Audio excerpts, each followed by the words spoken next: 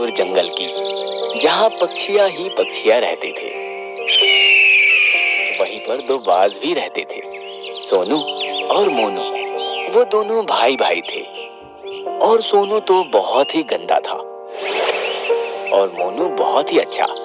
सोनू हमेशा कुछ चीज लेने के लिए बाकी पक्षियों को मार देता था और मोनू वही काम बहुत ही प्रेम से और सरल तरीके से कर देता था।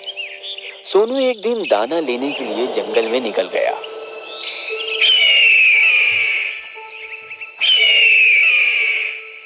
ए चिड़िया, मुझे अपना दाना दे, नहीं तो मैं तुझे खा जाऊंगा। अरे ये क्या बदतमीजी है, मैं अपना खाना खुद लाई हूँ, तुम अपना जाकर लाओ। मैं क्यों दूँ तुम्हें अपना खाना? सोनू उसकी बात सुनकर गुस्से में आ जाता है और उस चिड़िया को मार देता है। वहीं उसी जगह से मोनू उड़कर जा रहा होता है। वह एकदम देखता है कि सोनू ने उस चिड़िया को मार दिया है। वो जल्दी से जाकर सोनू को वहां से हटा देता है और मोनी चिड़िया के बच्चे को बचा लेता है अपने भाई सोनू से। तो कितना बदतमीज है रे सोनू, हाँ? तू हर एक पक्षी को मार देता है और तू अब इसके बच्चे को भी खा रहा था।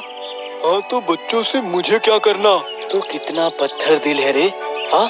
तुझे इन छोटे बच्चों की मासूमियत नहीं दिख रही? नहीं, मुझे अपना पेट भरने से मतलब है। वो दोनों जंगल की एक गुफा के अंदर रहते थे। मोनू हमेशा सबकी मदद करना चाहता था और सोनू हमेशा मारकर काम चला लेता था। एक दिन सोनू एक पेड़ के ऊपर जाकर बैठ गया। तभी उस पेड़ से आवाज आने लगी, बचाओ, बचाओ। अरे क्या हुआ तुम्हें? क्यों रो रहे हो? वो जो सामने पेड़ दिख रहा है तुम्हें, वो मेरी ही जड़ से आया है और उसे किसी ने तीर मार दिया। अब उसको दर्द हो रहा है, तुम उस तीर को निकाल दो। मैं क्यों करूं तुम्हारा कोई काम? मैं तुम्हारा काम नहीं करूंगा। निकाल दो बाज बेटा, मैं तुम्हारा बहुत शुक्रगुजार रहूंगा। फिर तुम मेरी कभी भी मदद ले लेना। सोनू बाज बिना कुछ बोले वहां से उड़कर चला जाता है और वहीं पीछे से मोनू बाज आ जाता है और वहीं पर आकर बैठ जाता है। पेड़ तब भी रो रहा होता है। मोनू उसकी आवाज सुनता है, फिर उनसे पूछता है, पेड़ दादा, क्या हुआ आपको? आप क्यों रो रहे हो? बाज बेटा, मेरी मदद करो। वो जो सामने पेड़ है ना, वो मेरी ही जड़ से निकला हुआ है और उसको किसी ने तीर मार दिया। तुम उसे निकाल दो। मोनू बाज जाकर तीर निकाल देता है और पेड़ दादा बहुत खुश हो जाते हैं। मोनू तुम बहुत अच्छे हो। अगर तुम्हें मेरी कोई भी मदद चाहिए तो मुझे आकर बता देना।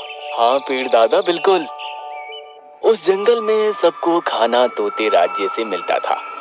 तोता सबको बराबर खाना देता था, इसलिए तोते को सब बहुत मानते थे। लेकिन सोनू हमेशा अपना खाना खाकर दूसरों का खाना चोरी कर लेता था और फिर उसकी शिकायत लेकर बाकी पक्षी तोते के पास जाते थे। सोनू, मुझे तुम्हारी बहुत शिकायत मिली है। तुम्हारी सजा ये है कि तुम एक एकांत गुफा में रहोगे और तुम्हें वहाँ कोई खाना नहीं देगा, और अगर तुमने किसी को चुरा कर उसे चारा बनाया तो तुम्हें और कठिन सजा मिलेगी। सोनू ये सुनकर वही करता है जो तोते राजा कहते हैं। 5-6 दिन ऐसे ही निकल जाते हैं। सोनू को बहुत भूख लगती है। वो चुपचाप बाहर उड़कर शिकार पर चला जाता है ताकि तोते राजा को पता ना चले, और वो एक पक्षी को मारकर उसे अपना खाना बना लेता है। तोते राजा को ये बात फिर सुनने में आती है कि सोनू ने किसी पक्षी को मारकर खा लिया है। तो तोते राजा सोनू को बुलाते हैं। सोनू, अब तुम्हारी ये सजा है कि तुम जैसे औरों की जान लेते हो, आज हम तुम्हारी बलि चढ़ाएंगे। तोते राजा, मुझे माफ कर दीजिए, मैं आपसे कुछ नहीं करूंगा, मुझे माफ कर दीजिए। नहीं, तुम्हें बहुत समय दे दिया हमने और बहुत चेतावनी भी दी, पर तुम नहीं सुधरे। अब तो तुम्हें दिखाना पड़ेगा कि एक राजा के पास कितनी शक्ति होती है। तोते राजा ऐलान कर देते हैं कि अब सोनू बाज की बलि ले ली जाए। वहीं से मोनू बाज आता है और सोनू बाज की जगह बैठ जाता है और गलती से सोनू बाज की बलि के बजाय मोनू बाज की बलि चढ़ जाती है और सोनू हैरान हो जाता है कि उसे कुछ क्यों नहीं हुआ।